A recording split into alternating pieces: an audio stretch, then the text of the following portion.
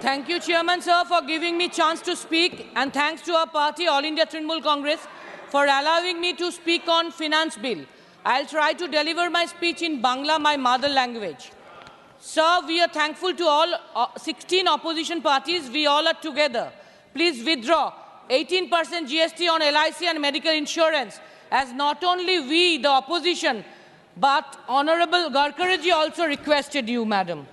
Sir, এই finance বিলের মাধ্যমে গভর্নমেন্ট অফ ইন্ডিয়ার ফিনান্সিয়াল প্রস্তাবগুলি আমরা জানতে পারি। কাদের জন্য এই প্রস্তাব? আর্থিক প্রস্তাব স্যার, শিশুদের জন্যে। ভারতে 3 কোটি শিশু বয়সের তুলনায় খর্বকায়, মানে অপুষ্টিতে তার পর্যাপ্ত বৃদ্ধি হয়নি। 1 কোটি শিশু আন্ডারওয়েট।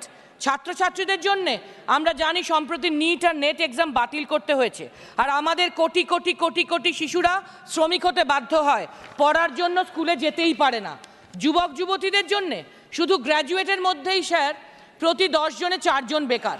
শ্রমিকদের জন্যে আগে 2006 থেকে 2013 প্রকৃত মজুরিতে বৃদ্ধির হার ছিল 6%, আর এখন 2014 থেকে 21 যা অনেক কমে মজুরি বৃদ্ধির হার দাঁড়িয়েছে 1.4%। আমাদের পরিবারগুলির জন্যে বাড়ি বাড়ি প্রতিটি পরিবারের সঞ্চয় এখন 50 বছরের মধ্যে সবচেয়ে কম, আর ফুড ইনফ্লেশন 9%-এরও বেশি। পরিকাঠামো শক্তিশালী করার জন্যে আমরা যদি অতিরিক্ত রেল দুর্ঘটনার কথা তুলি, তাহলে ওনারা রেগে যেতে পারেন, রেগে গিয়ে রেলমন্ত্রী লোকসভায় চিৎকারও করতে পারেন।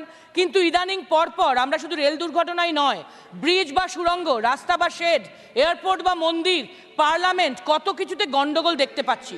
মোরবি ব্রিজ, উত্তরকাশীর সুড়ঙ্গ, কত নিরীহ সাধারণ মানুষ প্রাণ হারাচ্ছেন। এই দায় কি করে অস্বীকার করবেন স্যার? মানুষের জীবনে নিরাপত্তা দেওয়ার জন্যে আমাদের 40 কোটি জনগণ স্বাস্থ্য বা জীবন বীমা করার কথা কল্পনাই করতে পারে না। এসসি এসটিদের জন্যে দেশে সম্প্রতি তফসিলি জাতিদের ওপর ক্রাইম বেড়েছে 13%, তফসিলি উপজাতিদের ওপর 14%। কৃষকদের জন্যে প্রতিদিন আমাদের দেশের এই অমৃতকালে কৃষক বন্ধু যারা আমাদের অন্নদাতা, তারা 30 জন করে আত্মহত্যা করেন।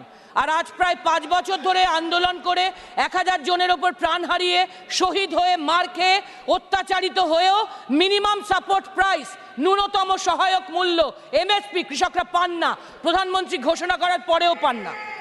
আমাদের অর্ধেক আকাশ নারীদের জন্যে জীবনের কোনো ক্ষেত্রে প্রকৃত অর্থে সমানাধিকার যাদের জোটে না, আজ এত এগিয়ে থাকা বিকশিত ভারতে 50% নয়, সামান্য 33% রিপ্রেজেন্টেশন বিল পাশ করার পরেও ট্রেজারি বেঞ্চ মাত্র 13%, 13। আমাদের পরিবেশের সুস্থতার জন্যে 1987 সালে mandatory food packaging material act ঘোষণা হয়েছিল। তাতে 100% ফুড গ্রেন, 100% চিনি যাতে জুটে যায়, যাতে আমাদের শরীর ভালো থাকে। কিন্তু সেটাকেও এখন আমরা 80% ফুড গ্রেন আর 20% চিনিতে নামিয়ে এনেছি, যাতে আমাদের শরীর চুলোয় যায়, জুট তো উঠেই যাবে। রেলে গরিব, শ্রমিক, কৃষক, খেটে খাওয়া মানুষ যাতায়াত করে, তাই রেল আমাদের লাইফ লাইন। তাকে বেসরকারিকরণ করে সব কর্পোরেটের হাতে তুলে দেওয়া হচ্ছে। হকার বাদ, ভেন্ডার বাদ, শুধু ঝাঁ চকচকে কর্পোরেটরা থাকবে। তাহলে 80-90% রেল যাত্রী কি খাবে স্যার? কি কিনবে? उसका पास तो उतना पैसा भी नहीं है। हॉकर वेंडर तो मर ही जाएगा, रेल में जो ज़्यादातर जाते हैं वो पैसेंजर भी मर जाएंगे क्या? কখনো ভেবেছেন? একটু ভাবুন, কেন 303 থেকে আপনারা 240-তে নেমে গেলেন? এই মানুষও তো বাঁচতে চাইবে স্যার, তাই না? আগের জামানার সবই তো খারাপ ছিল, সব বিকাশ এখনই হচ্ছে, সেই জন্য আপনারা বারবার এমার্জেন্সির কথা তোলেন। কিন্তু সেই সময় ব্যাংক, কোল, ইন্স্যুরেন্স এগুলোকে জাতীয়করণ, ন্যাশনালাইজ করা হয়েছিল। আর এখন আপনারা ব্যাংক, কোল, বিমা, রেল থেকে ভেল, সেল থেকে বিএসএনএল সব বিজাতীয়করণ, বিরাষ্ট্রীয়করণ, ডিন্যাশনালাইজেশন করছেন। প্রফিটেবল পিএসইউকে প্রাইভেটাইজেশন, কর্পোরেটাইজেশন, ডিসইনভেস্টমেন্ট করছেন। ন্যূনতম মজুরি থাকার জন্য আমরা পাই কি? বাঁচার জন্য। যখন শুধু 2022 সালেই 62% আনস্কিল্ড ক্যাজুয়াল কৃষি শ্রমিক, ক্ষেত মজুর আর 70% নির্মাণ কর্মী, ঠিকা শ্রমিকরা সর্বভারতীয় ক্ষেত্রে ন্যূনতম মজুরি পায় না। বরং সবচেয়ে লাভজনক কেন্দ্রীয় সরকারি সংস্থায় 800-900 টাকা মিনিমাম ওয়েজ ঠিকা শ্রমিকদের, সেটাকেও লেবার কোডের মাধ্যমে 178 টাকার নিচে নামিয়ে আনার চেষ্টা চলছে। তবে হ্যাঁ, এই বিকশিত ভারতের অমৃতকালে একটা সেকশন খুবই উপকৃত, সবচেয়ে ওপরের 1% আমাদের ওয়েলথের 40%কে কন্ট্রোল করছে। Thank you union government and treasury bench. আমরা এটা বলতে চাই স্যার, আমাদের ভারতের সাংস্কৃতিক রাজধানী বাংলা, সেই বাংলার 24টি নাট্য দলের গুরু শিষ্য পরম্পরা গ্রান্ট এক ধাক্কায় শূন্যে নামিয়ে দেওয়া হয়েছে।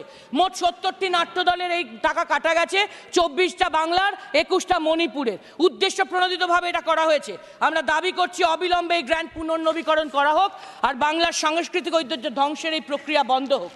সুপ্রিম কোর্টের রায় অনুযায়ী আমি যদি এখন কাজ করি তাহলে পরের মাসের 15 তারিখের মধ্যে আমার মাইনে পাওয়ার কথা, সেটাও 3 বছর আটকে রাখা হয়েছে বাংলায়। কেন জিততে পারেনি 21 সালে? সেই কারণে। স্যার, এনসিইআরটি টেক্সট বুক থেকে সংবিধানের প্রিয়াম্বল বাদ দেওয়া হচ্ছে। আমরা যেন ভুলে না যাই, কনস্টিটিউশনের আর্টিকেল 1-এ আছে, India that is Bharat shall be union of states. তার মানে আমরা কোনো সেন্ট্রাল গভর্নমেন্টের কলোনি বা উপনিবেশে বাস করি না। আমাদের স্বাধীন দেশ হলো union of states. Union government আর স্টেট গভর্নমেন্টের ফেডারেল স্ট্রাকচার বারবার ভুলে যাওয়া ঠিক না। তাহলে 24 সালের মতো we the people of India সবক শিখাएंगे sir. We the people of India will tell them the last word and will tell them the word. Thank you chairman sir.